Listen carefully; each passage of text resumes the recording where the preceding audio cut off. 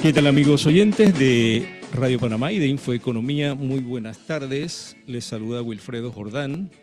Hoy lunes 15 de septiembre. Le deseamos muy buenas tardes. Esperamos que se encuentren bien, ya sea en el auto, en la casa o haciendo alguna labor.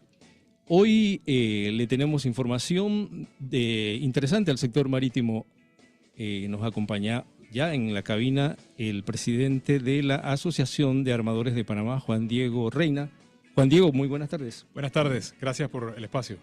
Así es. Y bueno, también vamos a hablar de un tema que tiene que ver con el sector marítimo mucho, porque es la contaminación de las aguas, todo este plástico que cae al mar, Juan Diego.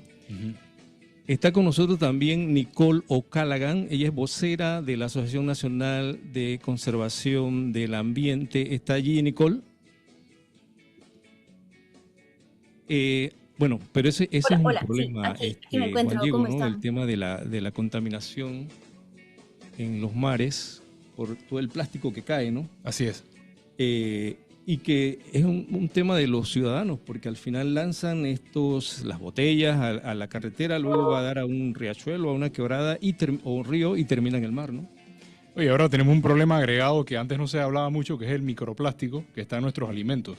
Esto está todo entra como parte de la cadena y ya empezamos a ver temas de salud que nos afectan como consumidores. Claro, y eso es porque, bueno, al final los pescados están ingiriendo plástico. Así es. Gracias. Y ese es un problema. A ver, Nicole, si nos copia, está allí en línea. Hola, ¿qué tal todos y todas? Por aquí me encuentro, un gusto. Muy Mucho buenas gusto. tardes. Gracias por acompañarnos. Nicole, estamos hablando del tema del plástico en el agua. Ustedes terminaron la semana pasada una actividad que se desarrollaba con el Ministerio de Ambiente, también con la Alcaldía de Panamá y Colón. Se hizo una recolección de estos plásticos, ¿no? Queríamos hablar de cómo terminó esa actividad y bueno, y hablar de este problema que lo que se busca es resolverlo, ¿no? Sí, Wilfredo, te cuento un poco. Tuvimos una actividad del 1 al 5 de este mes en el marco del Mes de los Océanos y el lanzamiento de un proyecto que se llama Get Flag Cities. Tiene un nombre súper largo que te lo voy a compartir. Se llama Reducir los plásticos marinos y la contaminación plástica en ciudades de América Latina y el Caribe mediante un enfoque de economía circular para los distritos de Panamá y Colón. Lo interesante es que este es un proyecto regional que tiene actividades locales y en el marco de este lanzamiento estuvimos haciendo actividades desde las juntas comunales, en centros escolares, en los mismos municipios, para recoger materiales plásticos, como que no queremos que solo reciclemos y ya está, sino como entender que nuestro consumo puede impactar a pues, la contaminación marina, que luego, como antes ustedes conversaban, pues están comiendo los pescados, los plásticos y nosotros nos los estamos comiendo. Y bueno, contarte que la meta que teníamos era recuperar una primera tonelada de plástico, entendiendo que el plástico no pesa mucho, es un reto grande y logramos 2 toneladas de plástico recolectado en ambas ciudades. Wow, eso es en su mayoría, me imagino que botellas. En su mayoría botellas, envases también de desinfectantes como jabones, champú y sobre todo también mucho plástico tipo 5, que es el plástico un poquito más retador de reciclar, o sea, de aprovecharlo a una siguiente fase de muchos envases de comida para llevar lo que se pida no a domicilio, ¿no? El foam blanco este que entiendo, hay una ley que promueve sacarlo ya de circulación en los comercios. Es O por lo correcto. menos había una propuesta de ley, no sé si eso se llegó a aprobar. Que se Creo vea. que no, es un anteproyecto, si no me equivoco. Pero al final, Nicole, hay muchos movimientos desde hace tiempo de recoger estos plásticos y vemos a las personas recogiéndolo, pero este es un ciclo que no termina. ¿Qué es lo que realmente hay que hacer? Bueno, la verdad, como dices tú, es un problema muy complejo, es un problema que también tenemos que verlo desde el punto comercial. Este proyecto se enfoca en 4 sectores. Aquí coincide con nuestro otro invitado, el sector pesquero. También tenemos el tema turismo, tenemos el tema comercial, que es transversal a todo lo que consumimos y compramos. ¿Cuál era el otro? Logístico. Sí. Bueno, Paradójicamente aquí estamos tomando sí, agua de una botella de plástico. Es parte del problema, ¿no? sí, Es- y que es una práctica casi generalizada. Pero creo que no es tanto el uso de la botella, es la Es la disposición, disposición y Nicole, el ¿no? ciclo. Es el Es ciclo. un poco las dos cosas, es como que a mí me gustaría como hacer un inception aquí a todos los oyentes y a ustedes en cabina, de que el plástico no es solo el plástico, sino el contenido. Normalmente el plástico es un envoltorio de esa agua que quieres consumir. Es como buscamos otras maneras para no generar estos plásticos de un solo uso, enfocarlos en esos plásticos problemáticos que hoy día los estamos viendo en nuestras costas y mares. Así es. Nicole, entiendo que hubo una especie de hoja de ruta definida. ¿Qué es lo que sigue? ¿En qué se está trabajando ahorita? Vale, bueno, te cuento un poquito. La Fundación Ancon lleva dos proyectos. Uno es la hoja de ruta de acción para los plásticos. Este es un proyecto que se levantó acompañado por el Foro Económico Mundial, en donde se plantea una lista de acciones prioritarias que deberían ser como accionadas a través de múltiples actores, ya que el problema es tan complejo, no puede ser solo solucionado por el sector gubernamental, ni solo por el sector privado, ni solo por la sociedad civil, que somos los consumidores de finales de la cadena. Y de aquí al 2040 se van a estar estipulando unas mesas de trabajo en donde tenemos cinco catalizadores. Uno de ellos es el tema normativa, que es clave. ¿Sabes? No vamos a hacer cambios desde el sector privado si no tenemos como una seguridad jurídica para esos cambios. Por un lado tenemos incentivos, por otro lado tenemos castigos, tenemos que hacer cambio de comportamiento, esto ya es un poco más psicológico y social.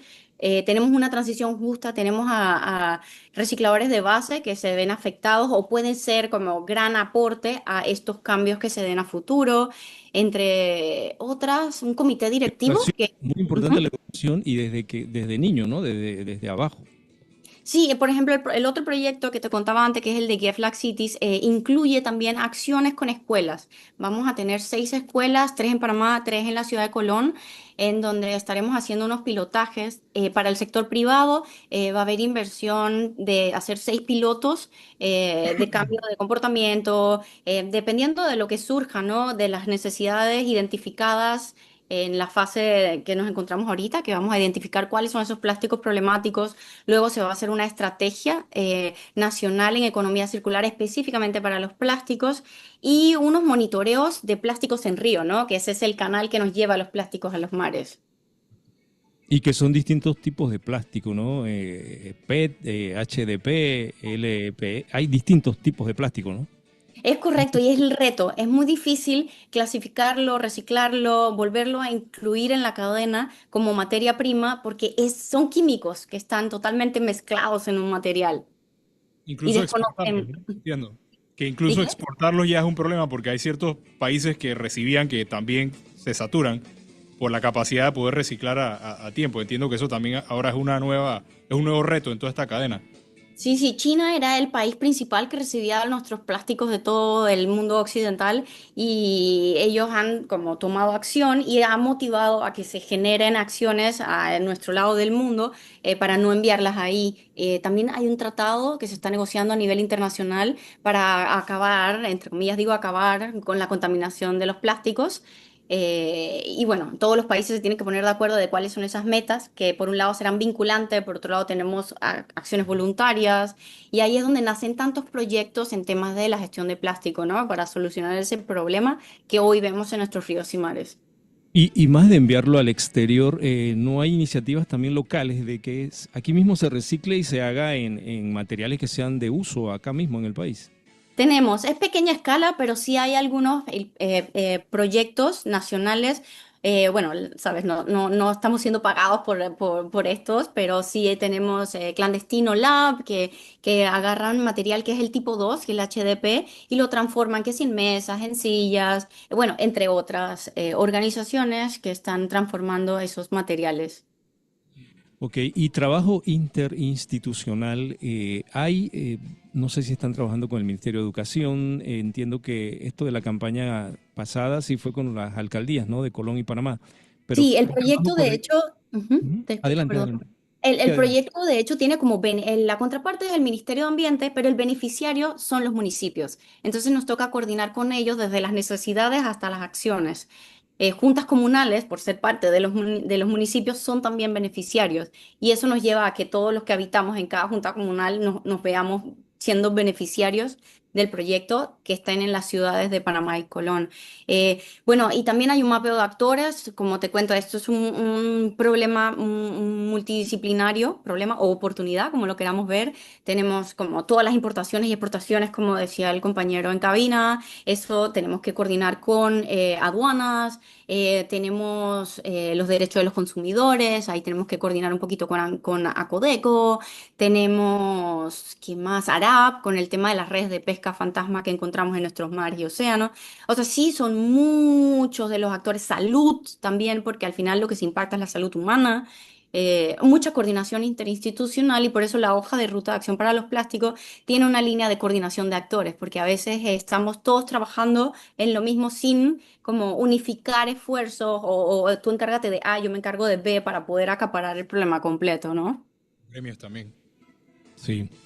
Y los consumidores, Nicole, porque al final, bueno, esto siempre lo repito cuando hablo de este tema, y es que cuando tú compras un producto envasado, estás pagando por ese plástico y no aquí, pero en otros países te dan un incentivo, 1 centavo, 2 centavos, no sé.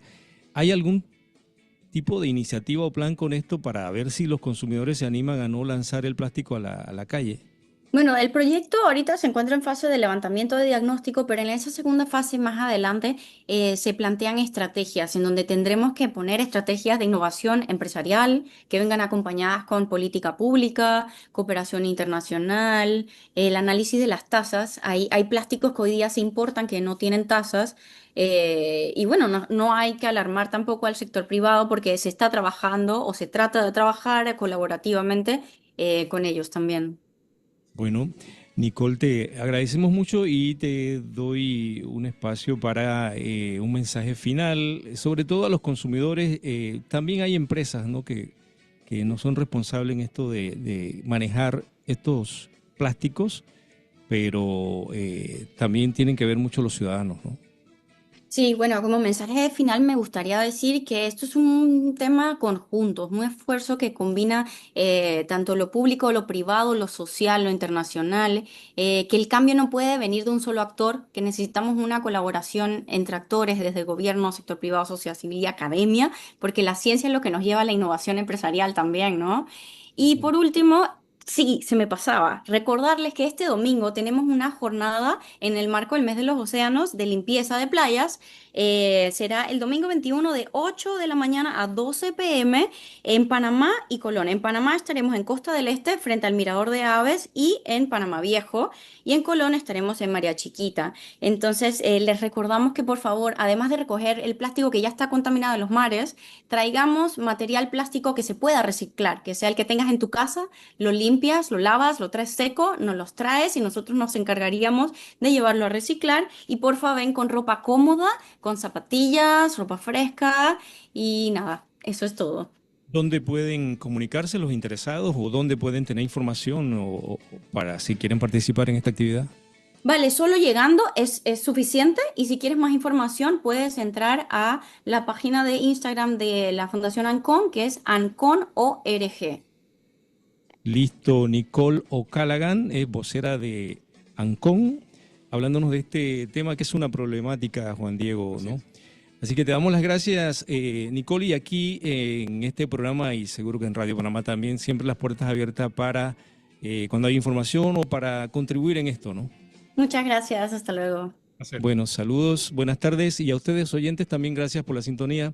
Vamos a hacer el primer cambio comercial y regresamos entonces, Juan Diego, sí, a hablar de temas relacionados con buques. Correcto.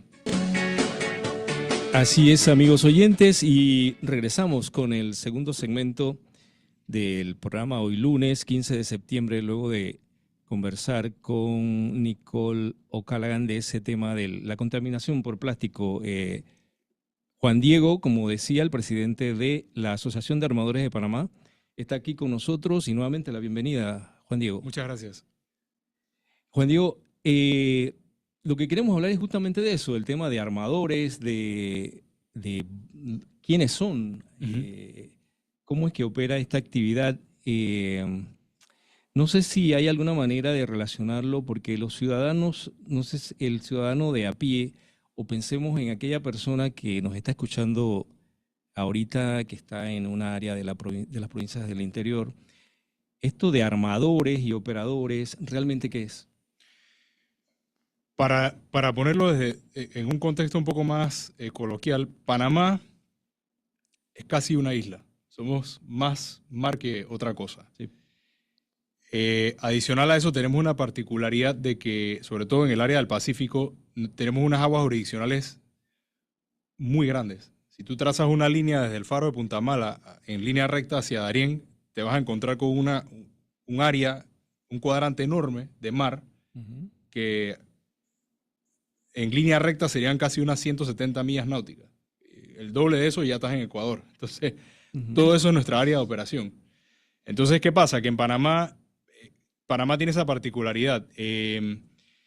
Adicional al tráfico de carga local, por decir así cabotaje, todos los servicios que tú le quieras brindar a los barcos que tiran ancla antes de entrar a un puerto, antes de transitar el canal, hay que hacerlos con un barco. Necesitas un barco para atender un barco. Correcto. Esa es la razón por la que en Panamá tenemos una actividad de transporte marítimo interno bastante importante.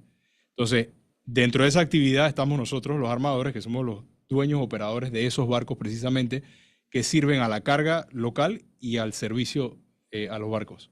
Ok, pero hay armadores a nivel local, o sea, propietarios de buques panameños. Correcto. Y hay también, bueno, armadores o propietarios de buques internacionales, ¿no? Así es. Entiendo que ARPA básicamente aglutina a los propietarios de buques locales. Es correcto, los locales. ¿Y más o menos cómo andan esos números y qué tipo de embarcaciones son, un poco para tener idea? Bueno, nosotros, no recuerdo bien si hacemos un censo de cuántas embarcaciones tenemos. Lo que sí tenemos son aproximadamente unos 50.000 atraques de cabotaje al año. Entre puerto y puerto, puertos menores, puertos medianos y puerto a barco. En esos mismos, en ese conjunto de naves te vas a encontrar con barcazas tipo supply para abastecer, por ejemplo, de agua, abastecer carga general a otros buques, embarcaciones tipo crew boats, que son las que se usan para cambios de tripulación. Panamá es un hub en muchas cosas y una de esas es cambios de tripulantes. Combustible también, ¿no? Y embarcaciones de combustible, buques tanque, que lo que hacen es suministrar combustible a barcos que van a transitar o que van a utilizar el canal. En la forma operativa, no sé qué tanta cantidad de personas mueven como empleados, por ejemplo.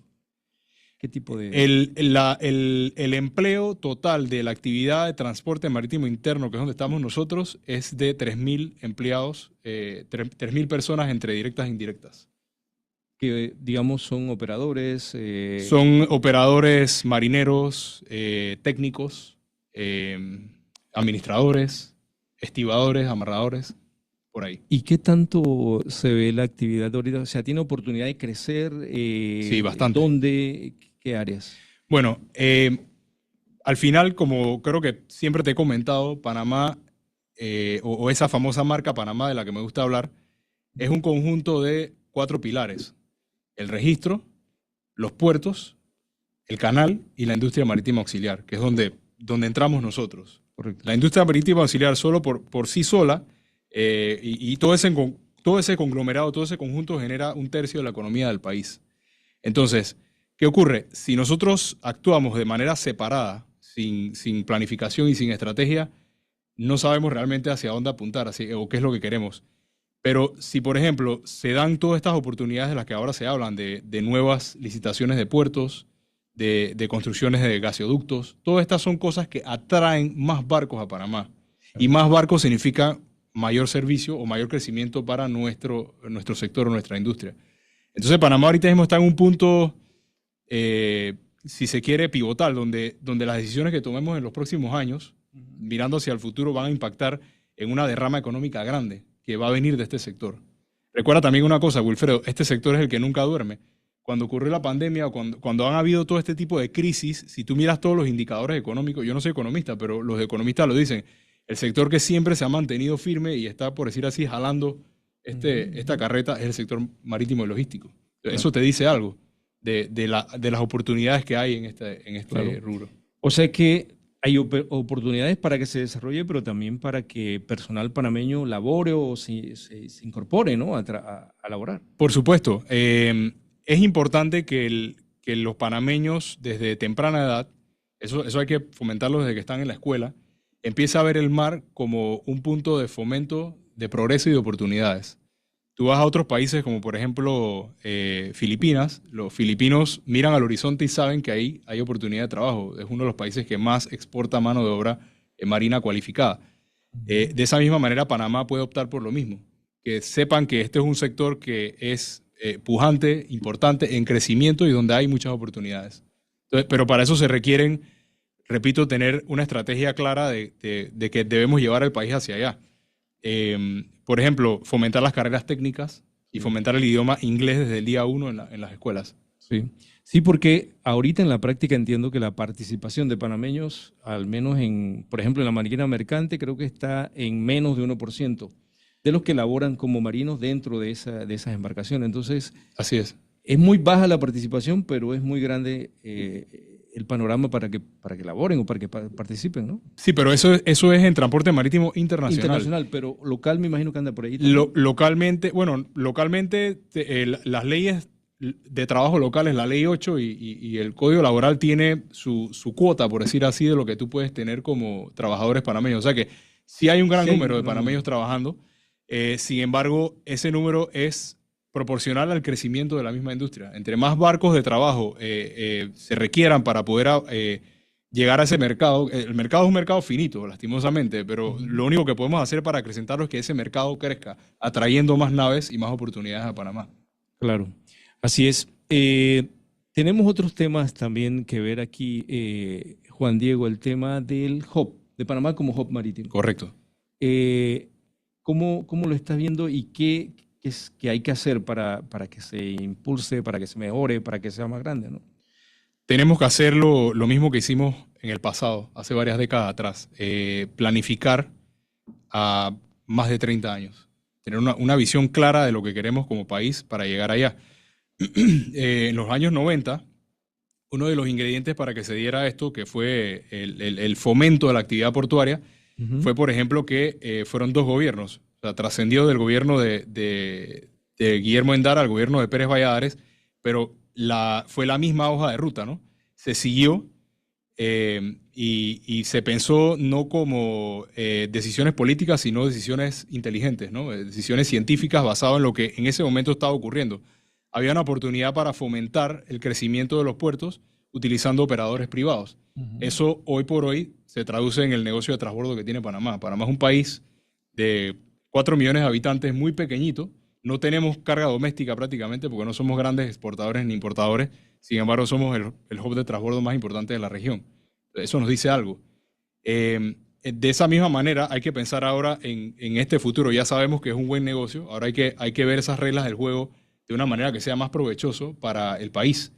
Y de esa misma manera, ¿cómo incentivamos a que esa industria marítima auxiliar, que en ese momento era incipiente, ahora, habiendo muchas más compañías y mucho más dinamismo en la economía, cómo podemos fomentar para que crezca?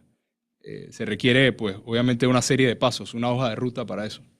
El hub está compuesto por varios eslabones, ¿no? Es correcto. ¿Cómo estamos ahorita, por ejemplo, en el tema de movimiento terrestre? Entiendo que hay algunos temas ahí que corregir, ¿no? Sí, Panamá, esa planificación portuaria 2.0, que me gusta llamarle, que es como vemos esta siguiente fase, ya tenemos puertos que con un medidor, por decir así, comprobado de éxito. O sea, son 9 millones de TEUs, que creo fue lo último que movimos el año pasado. 9.5 el año pasado. Pero sin embargo, tenemos que mejorar el interpuerto. Mejores accesos a los puertos para carga terrestre y mejores quizás conexiones. Otra cosa que también se debe empezar a considerar es quizás un segundo ferrocarril interoceánico para poder mover esa carga con mayor facilidad. Entonces, tenemos cosas ya como estamos, pero debemos ir mejorando poco a poco algunas de esas, ¿no? Y eso para mí es parte de la hoja de ruta. Claro. Vamos a hacer otro cambio aquí y venimos con más un tema que quería también que ampliáramos, Juan Diego, es el tema del muelle para las industrias marítimas auxiliares, ¿no? Correcto. Es un proyecto que está planificado no sé de cuántos años, pero todavía no se concreta. Ok, perfecto. Entonces, vamos a otro cambio, amigos oyentes, y regresamos con más. Ya estamos de vuelta. Escuchas Infoeconomía.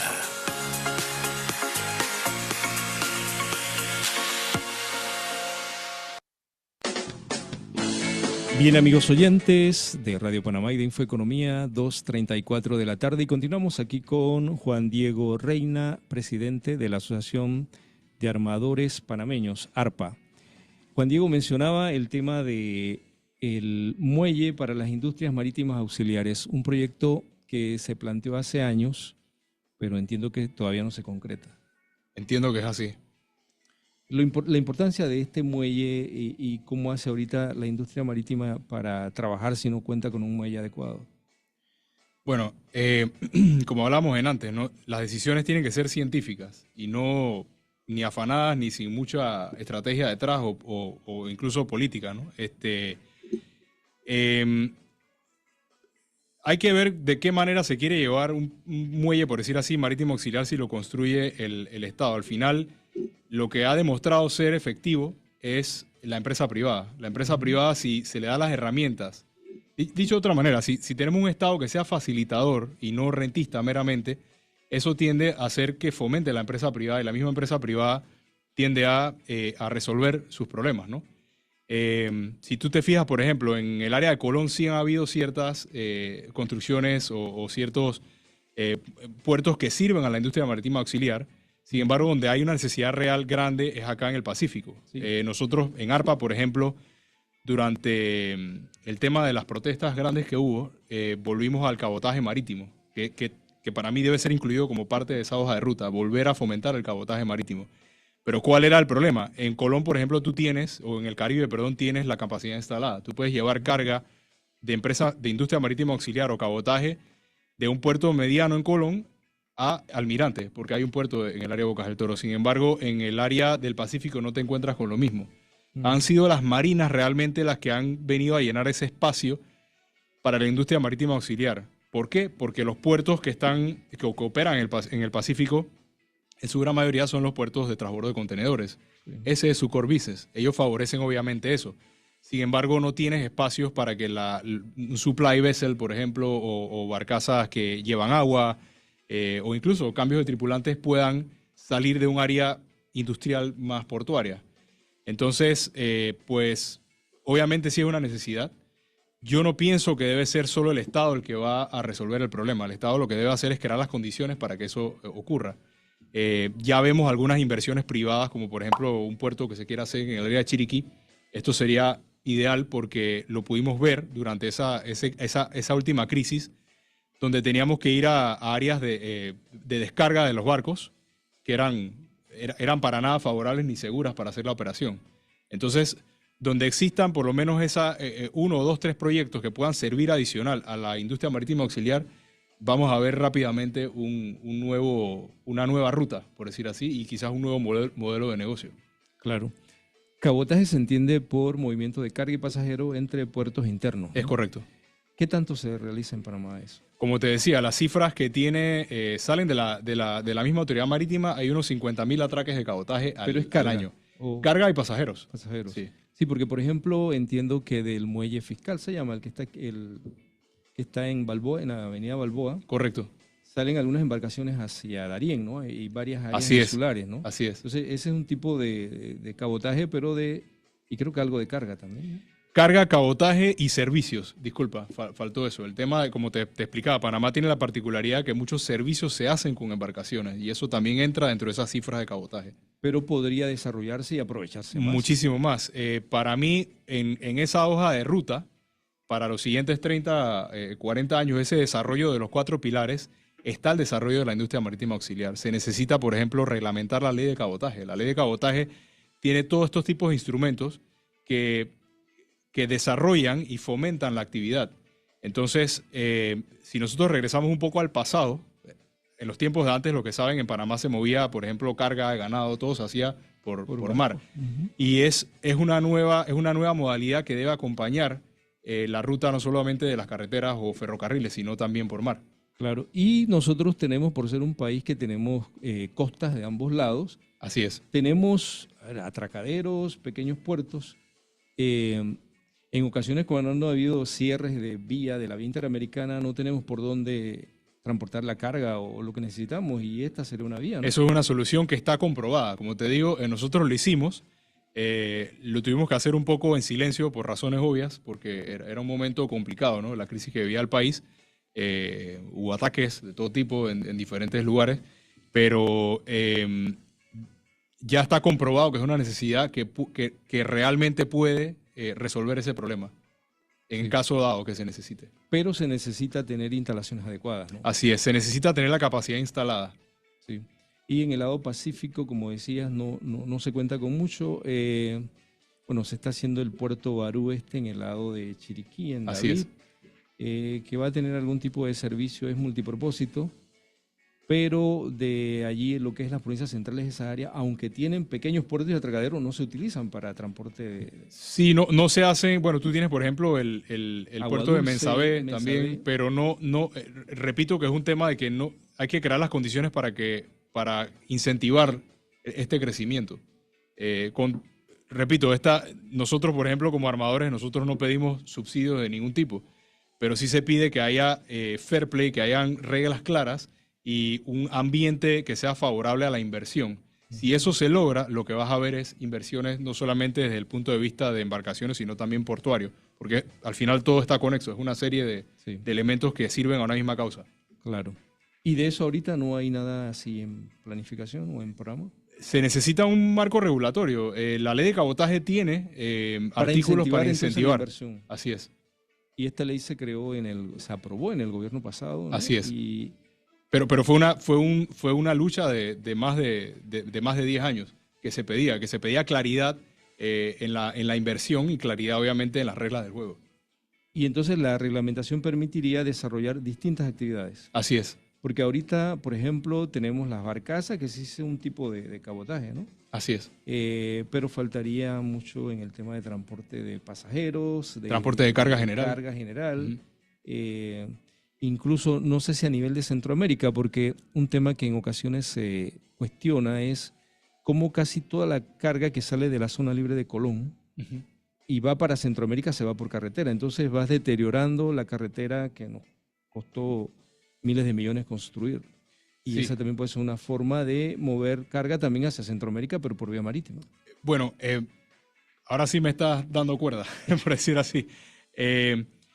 Yo vislumbro dentro de los próximos 30 años, si hacemos las cosas bien, Panamá puede tener y Panamá es el que está mejor posicionado para esto, una flota mercante de short sea shipping, de navegación de corta distancia hacia esta área. ¿Qué pasa?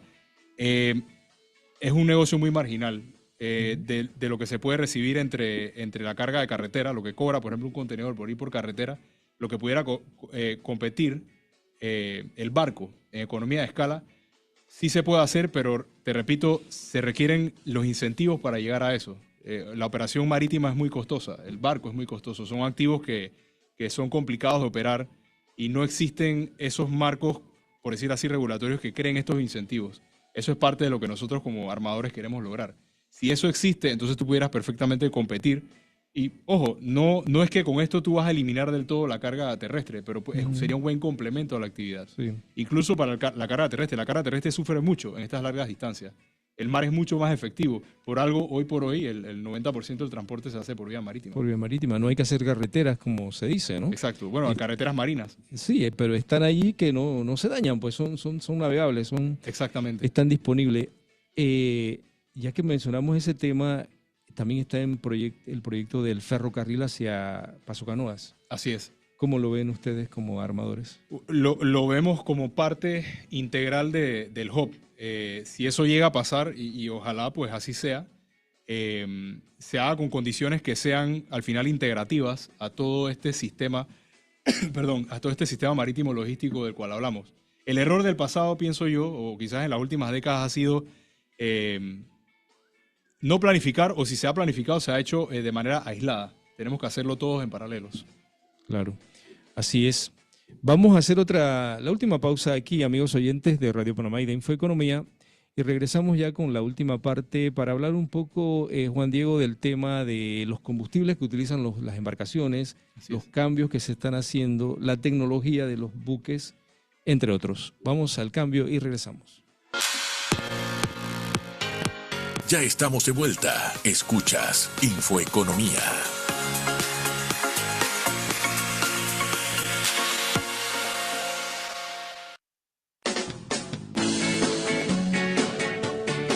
Bien, amigos oyentes de Radio Panamá, y estamos de regreso ya en el último bloque del programa de hoy. Continuamos aquí conversando con Juan Diego y mencionaba el tema de los combustibles y toda esta propuesta que hay de la descarbonización, que significa no más que utilizar combustibles más limpios, Juan Diego. Así es. ¿Cómo está ahorita el tipo de combustible que utilizan las embarcaciones y qué tanto contaminan? Bueno, hay muchos paralelos con la entrevista anterior que tuvimos sobre el tema de la contaminación y los plásticos. En la industria marítima, si bien es el 90% del medio de carga que se utiliza, sin embargo su impacto es solamente un 3% en lo que llamamos, por decir así, en la huella de carbono, pero es de la que más está haciendo al respecto. Y eso lo vemos con todas estas acciones de ir hacia energías más limpias y más verdes. A su vez, Panamá se está perfilando, y eso creo que es algo que estamos haciendo bien, como un líder en todo esto. Ya lo hemos visto lo que está haciendo la ACP, por ejemplo, de estos slots especiales para lo que es combustibles limpios. La Autoridad Marítima en su Marina Mercante, por otro lado, también haciendo lo propio. Y pues no perdamos de vista también que Panamá, si nos vamos ya a lo que es Estado ribereño, que es donde creo que debemos apuntar, Panamá tiene, creo que es un 55% de todo su territorio marino está protegido. O sea que Panamá definitivamente está jugando su rol en todo esto, con liderazgo. Pero bueno, nuevamente, como decía en la entrevista anterior, cada vez que se hacen este tipo de acciones que regulan o reglamentan, pues también siempre hay una industria que también se ve impactada, ¿no? El combustible que utilizan los barcos, en su gran mayoría, que es el búnker, es, por decir así, dentro de la cadena de refinados de la más baja, pero a la vez porque también es un tema de costos, ¿no? Es menos caro. Sin embargo, todas estas cosas pues encarecen un poco más los combustibles que se utilizan, pero creando todos estos incentivos podemos ir migrando hacia unas nuevas energías que son más limpias. Claro. Un paralelo a esto es, por ejemplo, lo que conversábamos offline, los paneles solares. Yo recuerdo cuando yo era niño y hablaban de paneles solares, decían, bueno, eso es muy bonito, lo que pasa es que es muy caro y es casi que inaccesible. Hoy por hoy los paneles pues es una tecnología que la vemos en todos lados. Creo que hacia allá iremos hacia lo mismo con lo que son las energías limpias. Esto de los combustibles limpios, bueno, también es una oportunidad para Panamá, ¿no? Porque al tener esta posición geográfica céntrica, puede ser distribuidor, puede abastecer ese tipo de combustible, ¿no? Ahorita lo que tenemos son combustibles, bueno, son búnker en su mayoría. En su mayoría lo que se ve es búnker y diésel marino. Eso es como el combustible que más se comercializa, por decir así. La flota local, por ejemplo, también, las embarcaciones locales de trabajo casi todas utilizan marine diesel, con algunas excepciones quizás en algunas embarcaciones menores que utilizan gasolina porque utilizan motores fuera de borda, cosas así. Pero más allá de eso, como siempre digo, Panamá siempre históricamente ha aprovechado bien todas estas oportunidades de cambios. Cuando hay cambios por ejemplo, en la parte de logística, en el paradigma del mundo marítimo logístico, Panamá siempre ha sabido aprovechar esas posiciones. En este caso, lo podemos hacer de la misma manera. No sería solamente demostrar un liderazgo frente a migrar hacia energías más limpias, sino que eso puede impactar en la derrama económica para las empresas locales. Sería atractivo barcos que empiezan a utilizar energía limpia, que tengan un hub como Panamá para poder abastecerse. O, por ejemplo, para poder hacer transferencias, ship to ship, que es algo que se hace mucho en Panamá. Barcos que vienen por motivos diferentes a entrar a puertos, a transitar, que vienen para poder trasegar carga de un barco a otro. Entonces, si Panamá crea las condiciones para que barcos que llevan energías limpias puedan redistribuir carga de esa forma, eso sería también una manera de aprovechar todas estas cosas que están ocurriendo con Claro. Los centros de almacenamiento, que tenemos, se pueden utilizar para este tipo de combustible, porque tenemos varias zonas libres, ¿no? Donde hay tanques de almacenamiento de Isla Melones, está Taboguilla. Es correcto. Tenemos, no sé cuántos son cerca de 10, creo, centros de almacenamiento. Esos mismos pueden ser utilizados para almacenar este tipo de combustible. Bueno, yo no soy experto en la parte portuaria de terminales o tank farms, como le dicen, pero pienso que la capacidad instalada que se tiene y la que se construiría en el futuro todo dependerá, como siempre, de la oferta y demanda. Si nosotros somos hábiles en crear o en acompañar a esa demanda, entonces empezamos a construir la oferta. Como te digo, pues el sector privado, si se le dan las alas para trabajar bien y de una manera en la cual pues existe balance y fair play en todo, lo que vemos pues son historias de éxito. Claro. Otro tema también que toca a los buques, a los barcos, Juan Diego, es el tema de los derrames cuando se han dado. Y sí que se han dado, ¿no? Así es. Entiendo que en algún momento has participado en este tipo de... O sea, hacer como una coordinación para cuando se da un derrame, Es correcto. haya un ataque a ese problema, ¿no? Sí, yo soy comandante de incidentes certificado para temas de cuando ocurren derrames. Así es, pero nuevamente, la industria marítima siempre ha, por decir así, siempre ha ido por delante en estos temas, ¿no? Aquí lo que hubo fue un cambio drástico luego del Exxon Valdez, donde tomó preponderancia la empresa privada como parte de esos esfuerzos de limpieza. Anterior a esto, de los años 70, lo que tú veías era que las mismas petroleras hacían esos esfuerzos, pero eso es como pedirle al que trabaja en esto y que puede causar el derrame, ya sea por un accidente o por otro motivo, que también participe de eso. Se creó toda una industria que acompaña estas acciones. Pero Panamá ya hoy por hoy lo que tiene es que reglamentar también esto, reglamentarlo de una manera abierta, de forma de que siempre exista esa posibilidad y que se haga, repito, a través de la empresa privada, que es lo que ha demostrado ser exitoso en el tiempo. Pero al final del día, pues la mayoría de los barcos que están en tráfico internacional o por un tonelaje por encima, pues están obligados, y tanto por su estado rector del puerto y como para la bandera, están obligados a contar con los medios para poder resolver cuando ocurre algo como esto. Y uno de esos medios es a través de empresa privada. Entonces, los armadores, por ejemplo, nos organizamos hace mucho tiempo para hacer un símil a Clean Gulf, que era básicamente una serie de actores del sector marítimo local que hicieran el esfuerzo en caso de que existía un evento magno de derrame, por ejemplo, que pudiera impactar islas como Taboga. Sí, que son turísticas, ¿no? Que son turísticas, y ese es el tema. Panamá, como digo yo en las conferencias, muchas veces los panameños se acuestan a dormir sobre un techo de vidrio, porque si tú miras afuera en cualquier mapa, la cantidad de barcos que hay transitando Panamá todo el tiempo, pues es un montón. Cada uno de esos puede ser un potencial accidente que ocurra entonces en un derrame. Si bien la industria marítima en general ha ido poco a poco disminuyendo esto, hoy por hoy lo que más impacta en cuanto a derrames, aparte del plástico, son, por ejemplo, en la industria de pesca ocurre mucho, que a veces están bajo otros parámetros y son actividades que ocurren incluso de flota fantasma, que nadie sabe quién fue el culpable, de dónde viene. Uh-huh. Y Panamá, pues, como es un centro que atrae mucho tráfico y tenemos pues 2 litorales grandes, siempre estamos expuestos a este tipo de cosas, ¿no? Claro. ¿Qué tanto ocurren los derrames? Sobre todo se escuchan mucho en el lado Pacífico, en el área de Balboa, ¿no? Así es. Pero no sé qué tanto se controlan.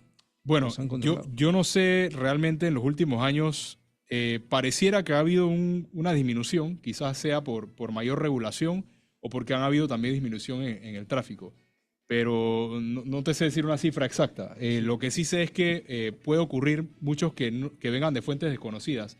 Y ese es parte del problema. Eso es lo que llamamos flota fantasma. Embarcaciones que no las puedes ver, pasan por debajo del radar y entonces, por ejemplo, ocurre una descarga ilegal de por ejemplo, aguas oleosas, que son cosas que son desechos que los barcos tienen que bajar a compañías certificadas. Sí. Pero eso tiene un costo. Entonces, a veces por no querer pagar estas cosas, pues ocurren que en horas de la noche o cosas así, ocurren estos derrames.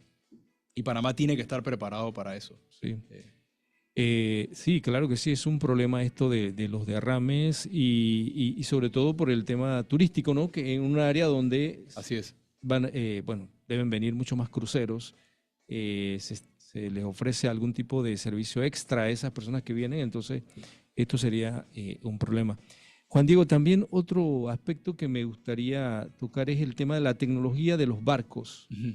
¿Qué tanto ha variado? ¿Qué tanto eso también se adecua o no a la formación del personal que se forma, valga la redundancia, aquí en Panamá? Bueno, eso depende de la nave, ¿no? Depende de los tipos de barcos. Los gaseros, por ejemplo, los LNG carriers, son de los barcos más avanzados que hay allá afuera. Casi todos tienen redundancia. Redundancia en todo, en equipos. Algo falla y tienen, pues, Tienen un el backup, ¿no? respaldo. Mucho se habla del futuro de los barcos y la IA. Yo pienso que eso puede llegar a pasar. Barcos autónomos, de hecho, ya existen. Ya se han hecho pruebas con algunos. Como los Eh, autos, pues pensando en algo. Como autos, por ejemplo. Pero no deja de ser todavía... la navegación de alta mar es una cosa. Pero otra cosa es cuando los barcos entran a aguas jurisdiccionales de un país y requieren atraques. Esto lo podemos ver cuando tú te fijas en los puertos, todos tienen los remolcadores de harbor. Meter un barco a un puerto, y es una de las razones por las cuales siempre tratamos de mitificar un poco esto de los canales secos que le llaman, o trenes Ujú. que implicarían el atraque de un barco de un puerto a otro. Meter un barco a un puerto es una maniobra compleja, Sí. que requiere de mucho personal cualificado. Requiere de remolcadores, que requieren de capitanes que lo estén maniobrando, requiere de pilotos, por ejemplo. Entonces, todo esto forma parte de esta gama de personal que trabaja en la industria marítima. Entonces, hablar de que los puertos, desconozco si en algún futuro, pero por lo menos a lo inmediato, mano de obra calificada sigue siendo un tema importantísimo en la industria marítima. Sí, porque hay que adecuarla Así es. al desarrollo tecnológico de esas embarcaciones. O sea, estamos viendo, como decías, autos cada vez más automatizados y están llegando mucho a Panamá. Entonces, supongo que la industria naviera o la construcción de barcos también va por esa línea, ¿no? Y la industria portuaria. No perdamos de vista que también los puertos, de hecho, desde hace ya varios años los puertos han trabajado con sistemas automatizados para Sí, gestión de de carga. grúas y algún Exactamente. tipo a ver, estamos ya casi al final, Juan Diego, te agradecemos mucho que hayas venido, pero por supuesto que sí, me gustaría que haya un mensaje final, una reflexión, sobre todo para los jóvenes que quieran incursionar en este sector marítimo que, como has dicho y siempre se repite, hay muchas oportunidades. Así es. No sé qué reflexión hay en ese sentido para esos y para los que ya están estudiando. La reflexión que dejo es que miren al horizonte y vean que ahí hay mucha oportunidad de crecimiento. Aprendan inglés, muy importante, que es el idioma universal. Panamá es un jugador internacional y para poder jugar en el ámbito internacional pues debemos hablar un único idioma aprobado que pues por razones históricas es el idioma inglés para el sector marítimo. Y las carreras técnicas. Las carreras técnicas son muy importantes.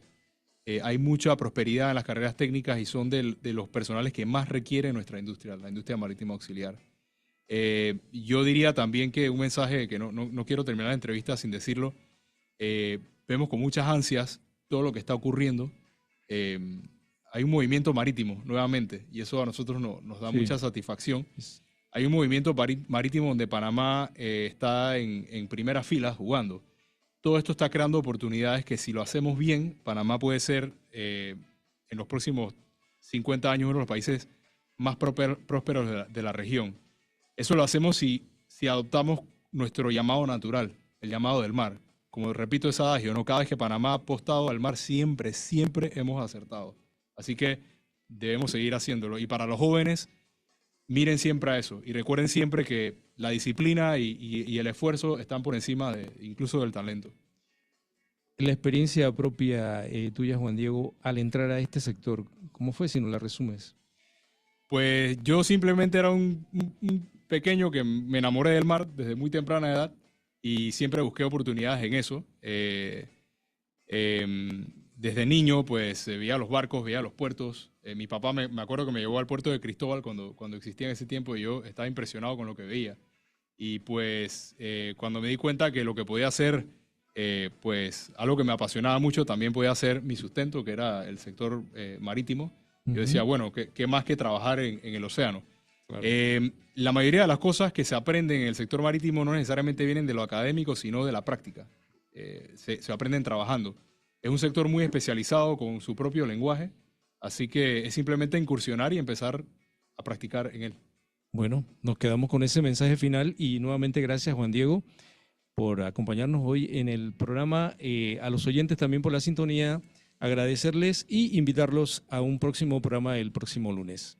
Muchas gracias y buenas tardes. Muchas gracias.